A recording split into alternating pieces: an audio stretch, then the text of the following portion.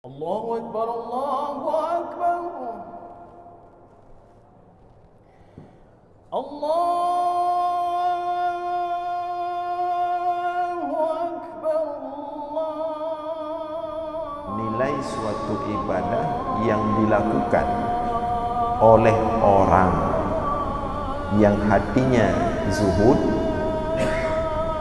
dengan nilai ibadah yang dilakukan oleh orang yang hatinya itu masih ada kecintaan kepada dunia.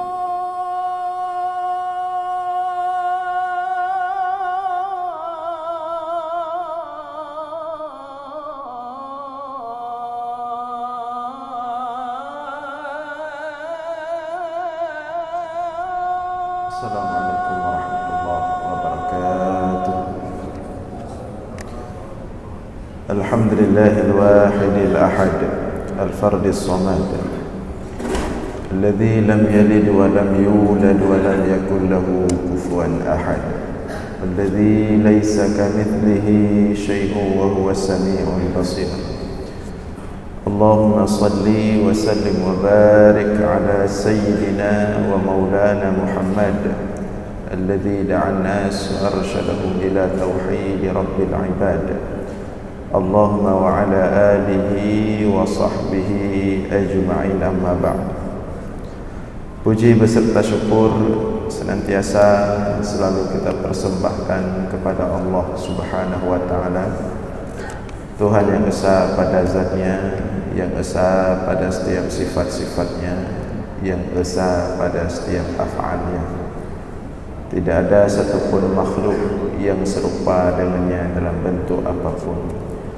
Selawat beriringkan salam juga kita sampaikan kepada baginda Rasulullah sallallahu alaihi wasallam, kepada seluruh keluarga dan sahabat-sahabatnya sekalian. Hadirin jamaah sekalian serta para pendengar dimanapun berada yang dimuliakan Allah, kembali kita dalam ulasan-ulasan singkat tentang ilmu tauhid, masih dalam rangkaian pembahasan hikmah Ibnu Athaillah As-Sakandari dalam kitabnya Al-Hikam. Pada subuh ini kita akan membacakan hikmah yang ke-45 dengan syarahan dari Ibnu Ajibah. Qala al-musannifu wa syarihu rahimahumullah, husnul a'mali nataiju husnil ahwali wa husnul ahwali nataij min at-tahaqquqi fi maqami al-inzali. Husnul a'mali nataiju husnil ahwali, bagusnya amal perbuatan adalah hasil dari bagusnya ahwal. Wa husnul ahwali min at-tahaqquqi fi maqami al-inzal, dan bagusnya ahwal adalah hasil daripada kesungguhan atau ketetapan fi maqamil inzal, pada maqam inzal. Kita ulangi, husnul a'mali nataiju husnil ahwali, bagusnya amal perbuatan zahir, nataiju husnil ahwali adalah hasil dari bagusnya ahwal. Wa husnul ahwali min at-tahaqquqi fi maqamil inzal, dan bagusnya ahwal adalah hasil dari kesungguhan atau ketetapan pada maqam inzal. Hikmah ini adalah penutup, sebenarnya hikmah ini adalah penutup dari hikmah sebelumnya, atau hikmah ini adalah memberikan atau menjawab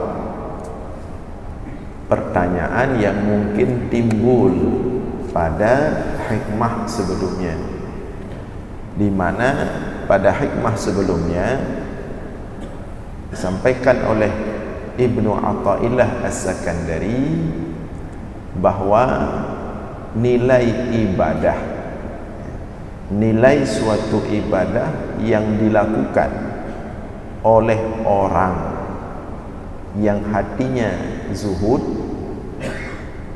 dengan nilai ibadah yang dilakukan oleh orang yang hatinya itu masih ada kecintaan kepada dunia, antara keduanya itu nilainya berbeda. Kalau orang yang hatinya itu zuhud,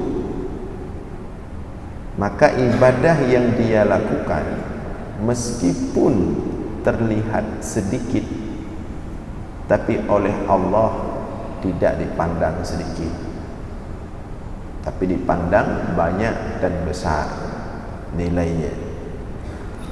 Namun ibadah yang dilakukan oleh orang yang hatinya masih terbelenggu dengan dunia, meskipun secara zahir kadang-kadang ibadahnya banyak, tapi sedikit di mata Allah.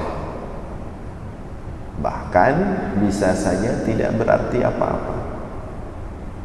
Makanya kemarin itu kita sampaikan, ada seseorang yang bertanya kepada seorang ulama, seseorang yang semangat sekali beribadah, sangat banyak ibadahnya, tapi dia tidak merasakan dekat dengan Allah, tidak merasakan nikmat ibadah, dia tidak merasakan manis ibadahnya, atau dengan kata lain hambar, hana nyung tepung. Dia sudah berusaha banyak beribadah, tapi tidak ada terasa apa-apa, hana nyung tepung hambar. Maka dia bertanya kepada seorang ulama, kenapa bisa seperti itu? Kata ulama tersebut, kamu keluarkan dulu dunia dari hatimu, baru ibadah itu terasa nikmat. Artinya berusahalah untuk zuhud terhadap dunia, baru kemudian ibadah itu mendapatkan tempatnya, artinya menghasilkan kenikmatan, kelezatan, kedekatan, mendekatkan kita kepada Allah. Karena ibadah yang dilakukan oleh hati yang zuhud, nilainya itu tinggi dan berat di sisi Allah, walaupun secara zahir sedikit. Itu kan kesimpulan dari hikmah sebelumnya. Kemudian timbul mungkin pertanyaan, bagaimana memang ibadahnya orang zuhud itu?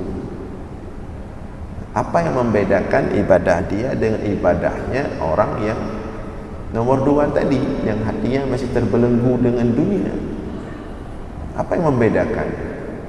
Dijawab oleh hikmah yang kita bahas pada subuh ini, bahwa ibadah orang zuhud itu dia bukan hanya memperhatikan amalan zahir, tapi dia memperhatikan apa yang ada di sebalik yang zahir tersebut. Dia memperhatikan ahwal, dia memperhatikan maqam. Jadi amal itu ada yang zahir saja.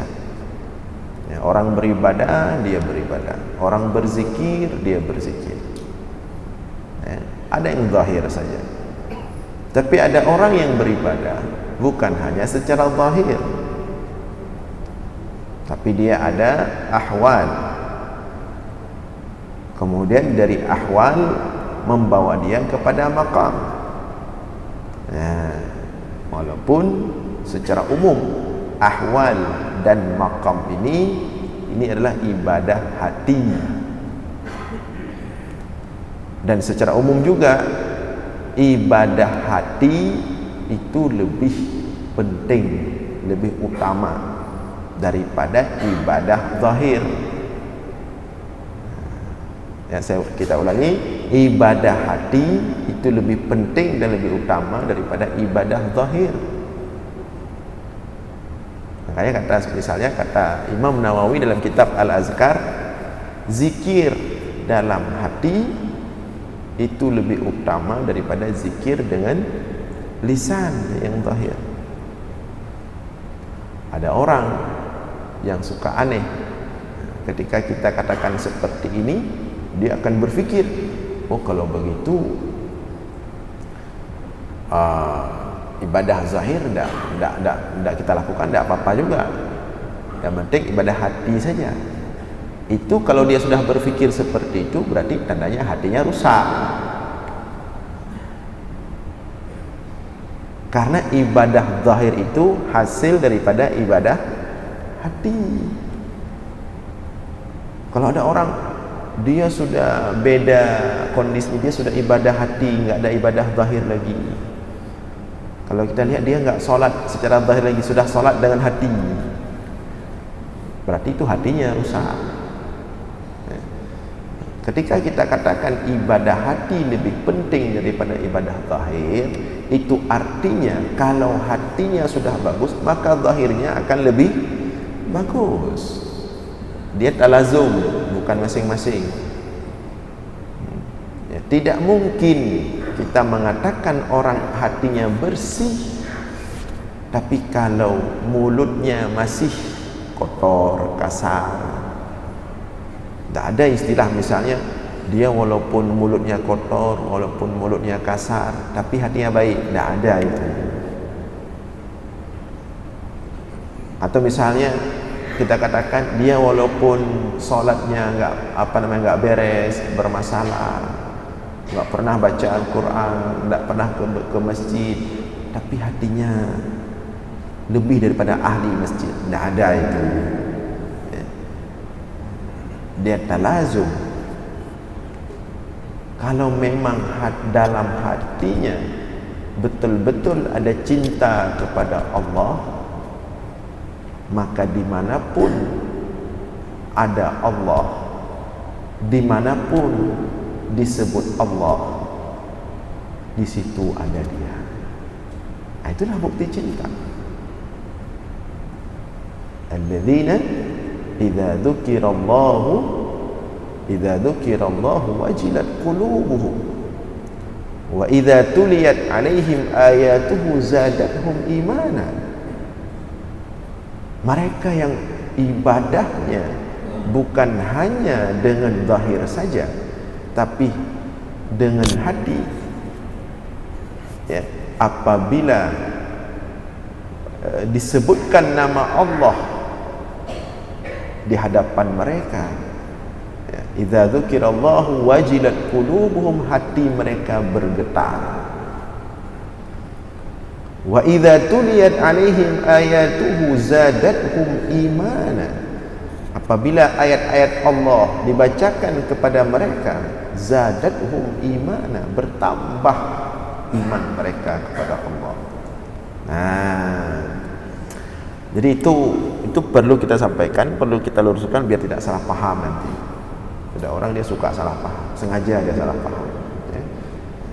Jadi ketika kita katakan, ya, bahwa ibadah batin atau ibadah hati itu lebih utama daripada ibadah zahir, itu maknanya, di antara maknanya, kalau ibadah batinnya sudah bagus, pasti ibadah zahirnya bagus. Ya. Cuman masalahnya ada orang, nah ini yang diluruskan oleh Ibnu Athaillah As-Sakandari ini, ada orang yang ibadahnya zahir saja bagus, tapi batinnya tidak bagus. Yang beribadah anggota organ tubuhnya saja, tapi hatinya tidak beribadah kepada Allah. Nah, ini yang masalah. Ini yang tidak baik. Inilah yang kita perbaiki dalam pengkajian hikmah Ibnu Athaillah As-Sakandari ini. Kita ingin membawa diri kita bukan hanya beribadah secara zahir, tapi beribadah dengan hati. Dua-dua harus beribadah, baru dia menghasilkan. Nah, sekarang kita lihat hikmah ini bagaimana dia menjelaskan tentang model beribadah orang zuhud tadi. Di sini ada a'mal, ada 3 kata kunci dalam hikmah ini yang perlu kita jelaskan. Ada a'mal, ada ahwal, ada maqam. Ada a'mal, ada ahwal, ada maqam. A'mal itulah ibadah zahir. Kondisi ibadah zahir tergantung dengan ahwal, baik buruknya ahwal. Kondisi ahwal tergantung kepada maqam. Nah, kemudian perlu kita jelaskan apa itu amal, apa itu ahwal, apa itu maqam. Nah, jelaskan oleh Ibnu Ajibah. Ini kita baca penjelasan Ibnu Ajibah, beberapa penjelasan Ibnu Ajibah. Qultu, aku berkata, kata Ibnu Ajibah, al-a'malu harakatul jismi bil mujahadah. A'mal, perbuatan amal, harakatul jismi adalah gerakan badan, bil mujahadah, dengan mujahadah, usaha. Kita ke masjid, ini kan gerakan badan. Kita usaha tadi, dari enak tidur, bangun, wudhu, ke masjid. Sampai ke masjid, kita sholat, gerakan badan. Kemudian selesai sholat, kita duduk mendengarkan kajian. Ini kan ibadah gerakan badan. Yang gerakan badan ini bil mujahadah, butuh usaha. Inilah amal. Seluruh amalan zahir yang dilakukan oleh tubuh itu amal.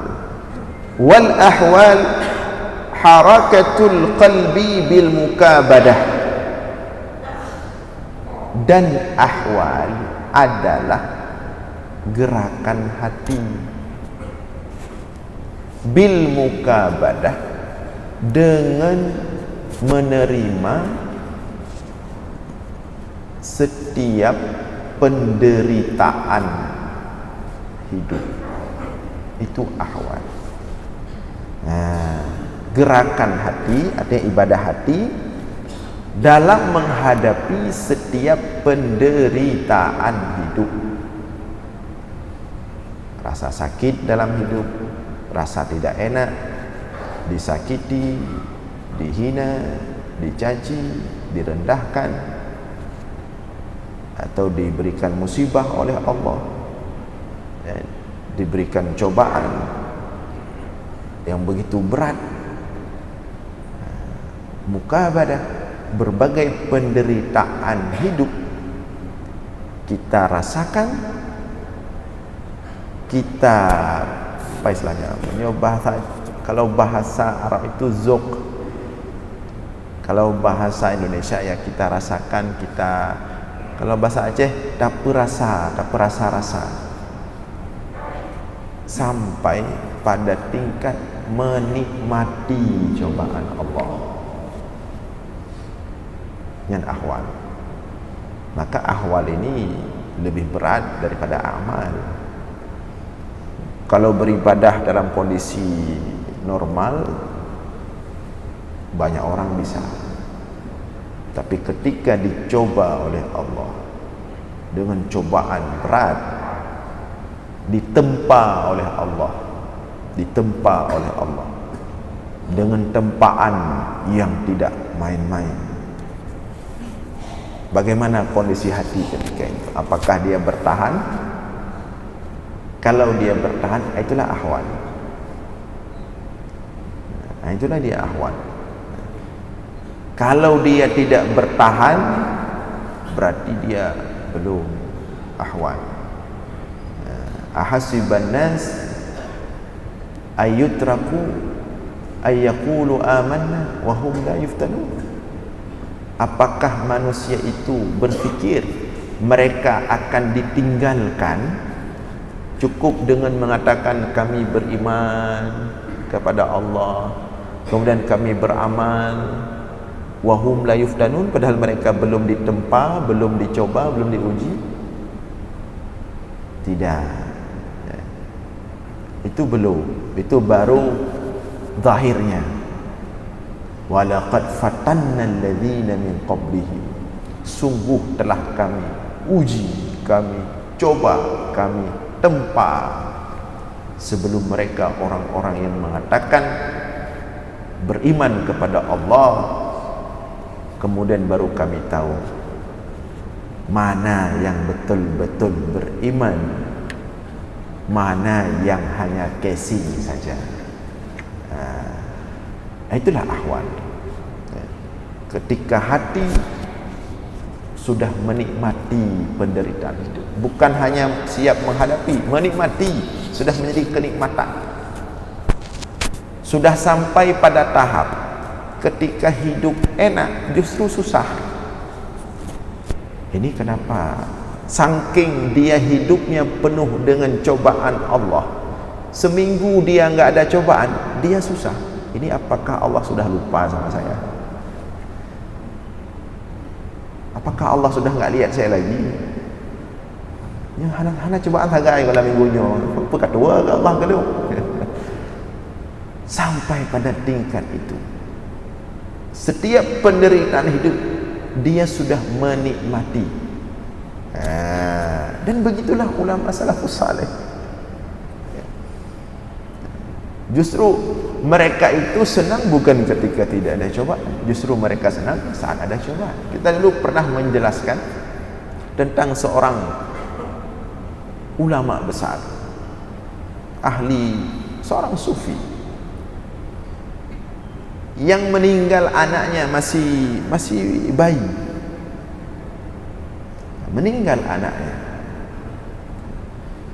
Maka kemudian ulama-ulama yang lain, kawan-kawan beliau beserta orang-orang datang takziah untuk menghibur beliau, anaknya meninggal. Sampai ke sana orang-orang melihat justru beliau bahagia, happy, ketawa-ketawa, senyum-senyum, menyambut orang dengan penuh ceria. Maka orang-orang heran, ditanya sama ulama yang lain, "Wahai Syekh, ini kami pergi takziah, tapi terasa akikah." Kan orang kalau akikah senang, punya anak, dibuat akikah, kenduri, kasih nama, bahagia.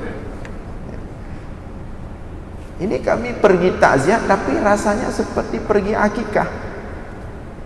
Kenapa engkau nampak begitu ceria, senang? Seharusnya engkau sedih, berduka. Kata syekh tersebut, kenapa saya harus berduka? Bukankah kita sama-sama tahu bahwa Rasulullah mengatakan dalam sebuah hadis, setiap anak yang kecil, yang belum baligh, yang meninggal, dia akan ditempatkan di salah satu taman di surga atau di Al-A'raf. Dia menunggu orang tuanya datang, kemudian dipegang di tangan, dibawa masuk dalam surga. Jadi kenapa saya harus sedih, kata syekh tersebut? Justru saya senang. Saya masih di dunia, sudah ada darah daging saya yang berada di taman surga, dan dia menunggu saya di surga. Bukankah itu nikmat yang sangat besar dari Allah? Nah, ibadah seperti ini bukan ibadah zahir, ini ibadah ahwal. Dan menghadapinya tidak semudah menjelaskannya. Karena pada faktanya banyak orang yang secara zahir bagus ibadahnya, tapi ketika datang ditimpa cobaan dari Allah, dia tidak mampu mengendalikan dirinya. Nah, ini ahwal. Jadi dia ibadah hati dalam menghadapi mukabadah berbagai penderitaan hidup. Atau lebih spesifiknya dalam menghadapi qada dan qadar Allah, sampai dia sudah menikmatinya, akan menikmati ya. Nah, kemudian adapun wal maqamat, maqam ini hasil daripada ahwal. Sukunul qalbi bituma'ninah. Adapun maqam adalah sukunul qalbi, ketenangan hati. Ketenangan hati. Hati sudah kebal, kekebai bahasa Aceh. Hati kekebai. Dipesakit hantakit le. Dunia tidak terasa apa-apa lagi. Yang terasa hanya Allah. Itulah nafsul mutmainnah, sudah puncaknya itu. Seperti kata Rabi'ah Al-Adawiyah, idza wajadtul widda fa fawqa turabi turabun. Apabila cinta Allah telah kudapatkan, maka semua yang ada di atas tanah ini, di atas bumi ini, semuanya tanah, tidak ada nilai apa-apa. Nah, itu sudah puncak. Yang ada hanya Allah. Apapun yang dia hadapi itu dari Allah. Selama dari Allah, maka dia senang. Ini sudah tumakninah betul ini. Ini tidak ada rasa apa-apa lagi. Nah, itu kira-kira makna a'mal, ahwal dan maqam. Jadi tinggal kemudian kita bagaimana dari a'mal sampai kepada ahwal, dan kalau sudah sampai kepada ahwal biasanya akan sampai kepada maqam. Itu secara teori.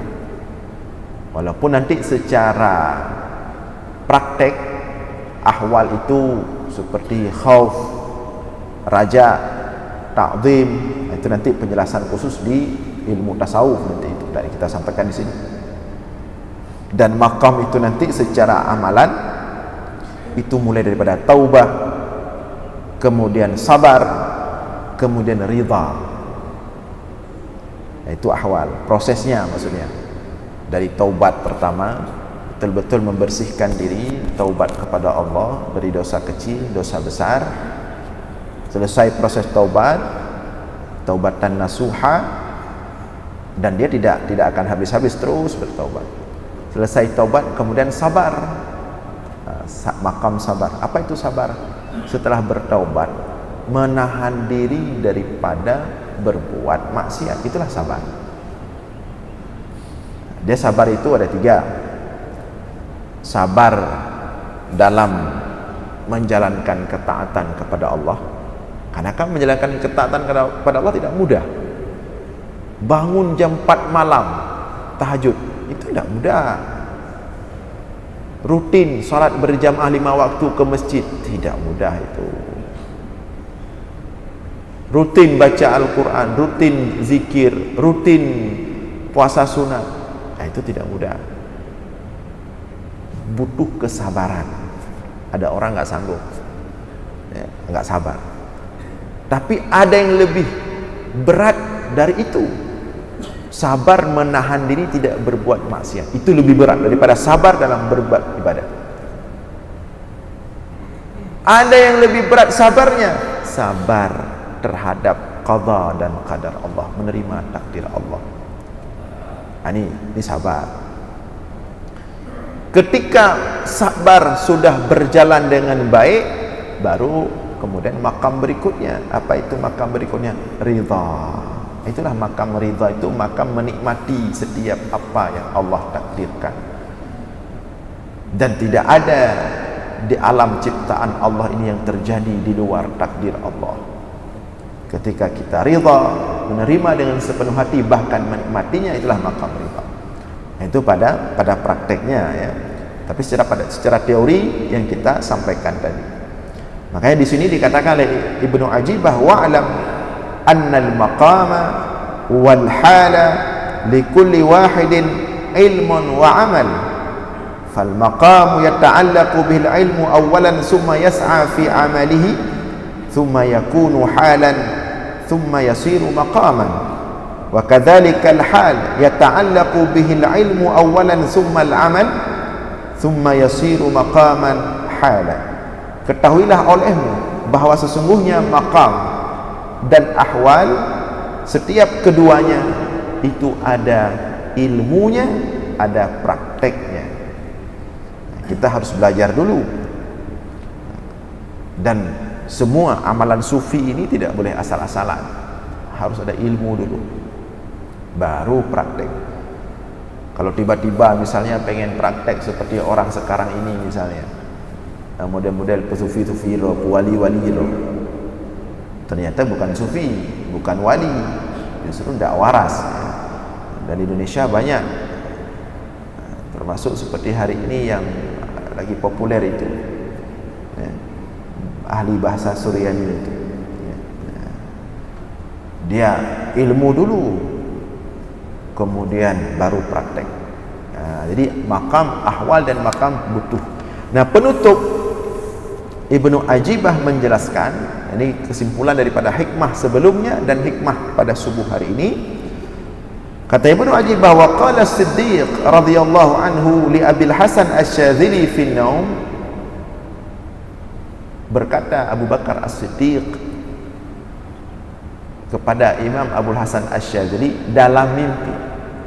Jadi Imam Abul Hasan Asy-Syadzili bermimpi berjumpa Abu Bakar As-Siddiq dalam mimpinya. Memang seperti itu dia, orang-orang para wali Allah, mereka diperjumpakan oleh Allah dalam alam roh atau dalam mimpi karena kebersihan hati mereka, kesucian hati mereka. Nah, kata Abu Bakar As-Siddiq radhiyallahu anhu, alamatu khuruji hubbid dunya minal qalbi badluha 'indal wajdi wa wujudu ar-rahah minha 'indal faqdi. Tanda telah keluar cinta dunia dari hati, badluha 'indal wajdi, mudah menghabiskan dunia itu ketika mampu, wa wujudu ar-rahah minha 'indal faqdi, dan merasa tenang, artinya tidak panik, tidak susah, tidak khawatir ketika hilang dunia dari tangannya. Nah, itulah zuhud sebenarnya. Makanya pertanyaan kemarin, setelah kita sampaikan kajian kemarin, ada pertanyaan, apakah zuhud itu bermakna tidak bekerja, tidak mencari uang, tidak kaya? Apakah itu makna zuhud? Bukan. Kalau zuhud justru sebenarnya kalau karena tidak ada apa-apa baru jadi zuhud, berarti itu terpaksa jadi zuhud. Memang ada betul, ada cara lain cek zuhud.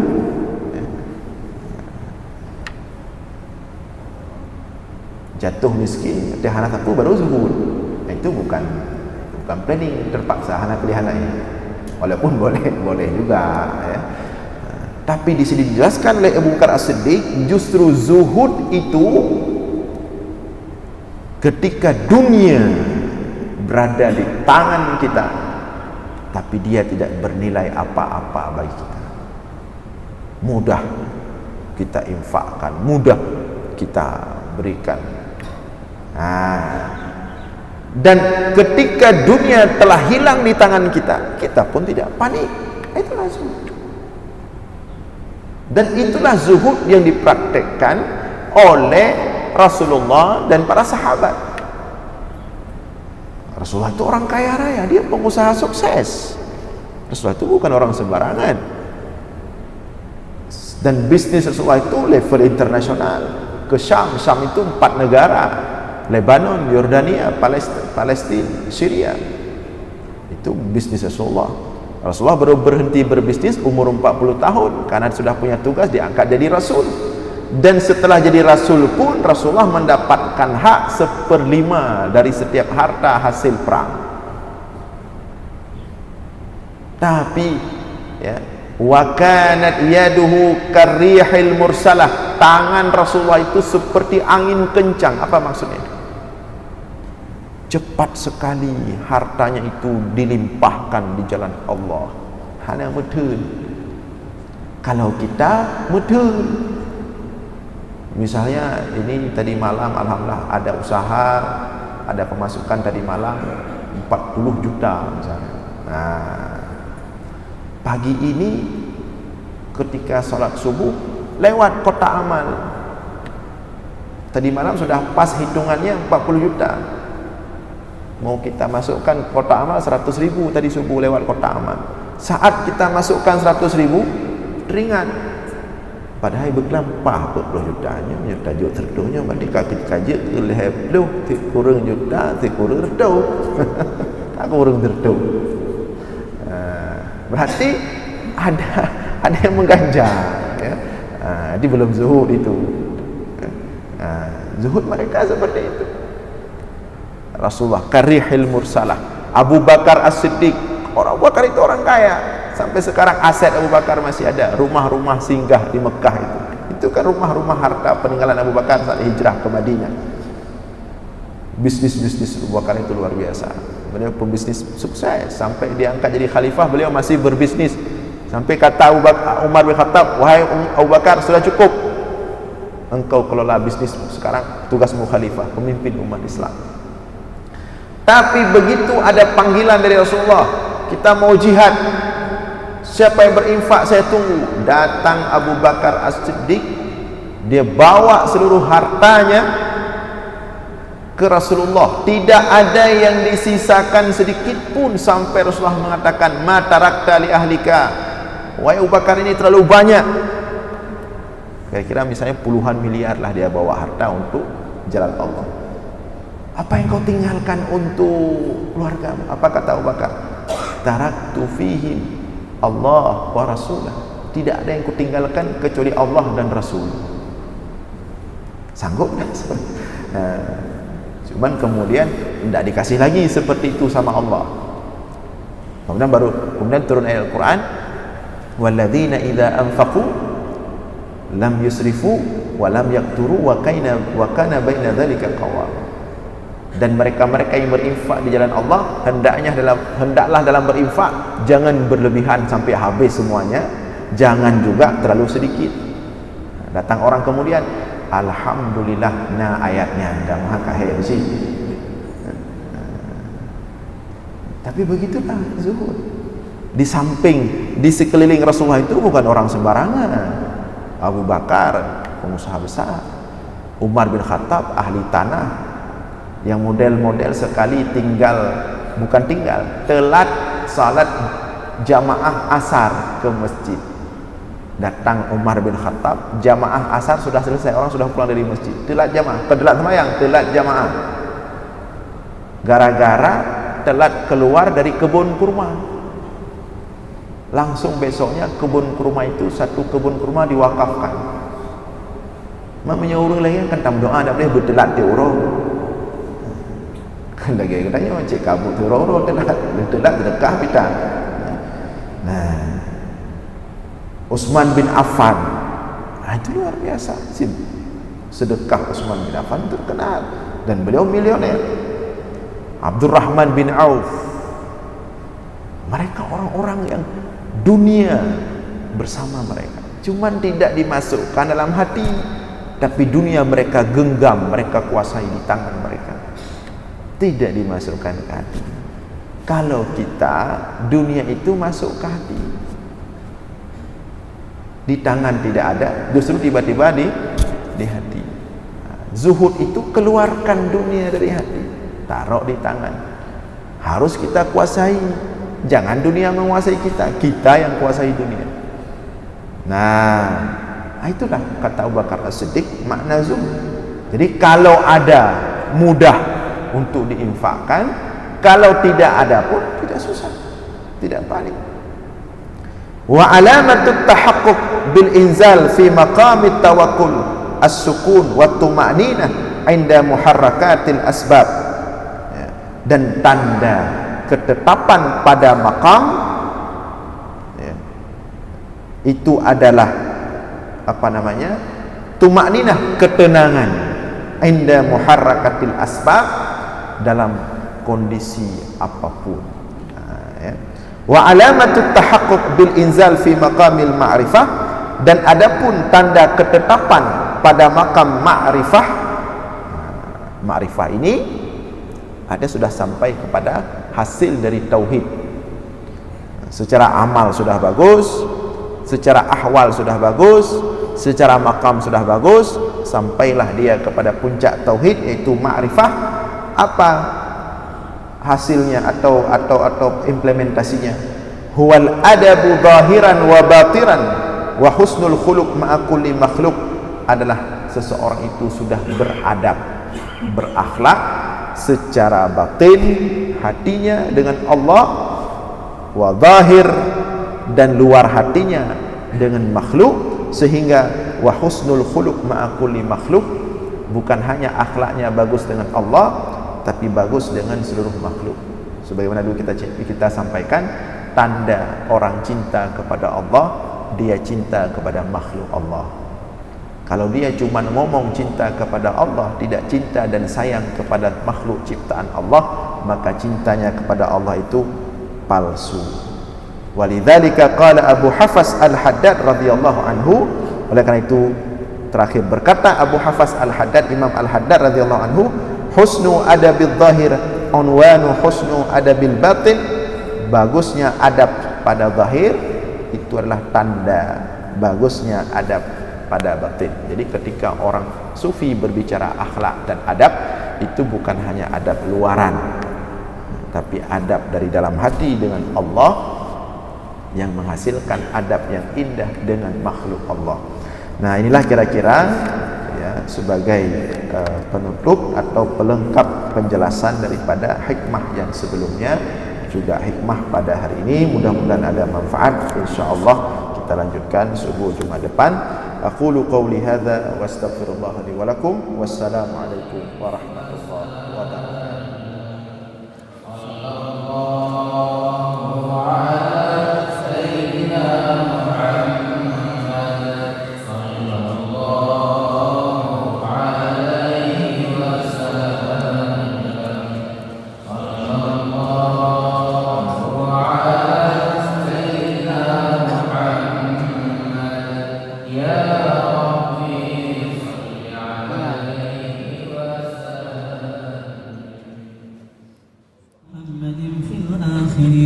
وصل وسلم على سيدنا محمد في النبيين وصل وسلم على سيدنا محمد في المرسلين وصل وسلم على سيدنا محمد في الملأ الأعلى إلى يوم الدين وصل وسلم على سيدنا محمد وعلى آله وصحبه أجمعين. ولقد أشروا لنعت من أوصافه تحيي القلوب تهيج الأشجانا والله قد أثنى عليه فما يساوي القول منا أو يكون ثنانا لكن حبه في السرائر قد دعا لمديح صفوة ربنا وحدانا وإذ امتزجنا بالمودة ها هنا نرفع أيدي فخرنا ورجانا للواحد الأحد العلي إلهنا متوسلين بمن إليه دعانا مختاره وحبيبه وصفيه زين الوجود به الإله حبانا يا ربنا يا ربنا يا ربنا بالمصطفى اقبلنا أجب دعوانا أنت لنا يا ذخرنا في هذه الدنيا وفي أخرانا أصلح لنا الأحوال واغفر ذنبنا ولا تؤاخذ رب إن أخطانا واسلك بنا في نهج طه المصطفى ثبت على قدم الحبيب خطانا أرنا بفضل منك طلعة أحمد في بهجة عين الرضا ترانا واربط به في كل حال حبلنا وحبال من ودى ومن والانا والمحسنين ومن أجاب نداءنا وذوي الحقوق وطالبا أوصانا والحاضرين وساعيا في جمعنا ها نحن بين يديك أنت ترانا ولقد رجوناك فحقق سؤلنا واسمع بفضلك يا سميع دعانا وانصر بنا سنة طه في بقاع الأرض وقمع كل من عادانا وانظر إلينا واسقنا كأس الهنا واشفي وعاف عاجلا مرضانا واقضي لنا الحاجات وأحسن ختمنا عند الممات وأصلح عقبانا يا ربي واجمعنا وأحبابا لنا في ذلك الفردوس يا رجوانا يا ربي واجمعنا وأحبابا لنا في ذلك الفردوس يا رجوانا يا ربي واجمعنا وأحبابا لنا في ذلك الفردوس يا رجوانا بالمصطفى صل عليه وآله ما حركت ريح الصبا أغصانا سبحان ربك رب العزة عما يصفون وسلام على المرسلين والحمد لله رب العالمين الفاتحة محمد في الآخرين وصل وسلم على سيدنا محمد في النبيين وصل وسلم على سيدنا محمد في المرسلين وصل وسلم على سيدنا محمد في الملأ الأعلى إلى يوم الدين وصل وسلم على سيدنا محمد وعلى آله وصحبه أجمعين ولقد أشروا لنعت من أوصافه تحيي القلوب تهيج الأشجانا والله قد أثنى عليه فما يساوي القول منا أو يكون ثنانا لكن حبه في السرائر قد دعا لمديح صفوة ربنا وحدانا وإذ امتزجنا بالمودة ها هنا نرفع أيدي فخرنا ورجانا للواحد الأحد العلي إلهنا متوسلين بمن إليه دعانا مختاره وحبيبه وصفيه سيد الوجود به الإله حبانا يا ربنا يا ربنا يا ربنا بالمصطفى اقبلنا أجب دعوانا أنت لنا يا ذخرنا في هذه الدنيا وفي أخرانا أصلح لنا الأحوال واغفر ذنبنا ولا تؤاخذ رب إن أخطانا واسلك بنا في نهج طه المصطفى ثبت على قدم الحبيب خطانا أرنا بفضل منك طلعة أحمد في بهجة عين الرضا ترانا واربط به في كل حال حبلنا وحبال من ودى ومن والانا والمحسنين ومن أجاب نداءنا وذوي الحقوق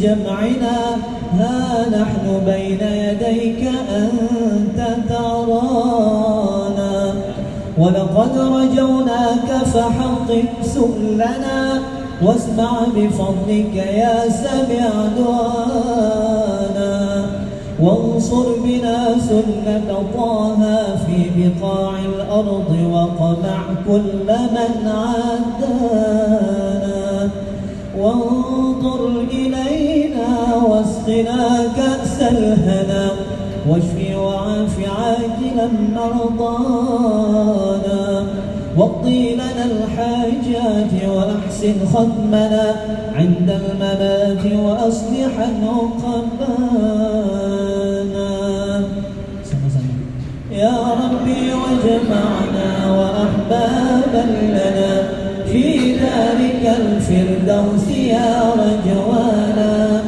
يا ربي واجمعنا وأحبابا لنا في دارك الفردوس يا رجوانا يا ربي واجمعنا وأحبابا لنا في دارك الفردوس يا رجوانا بالمصطفى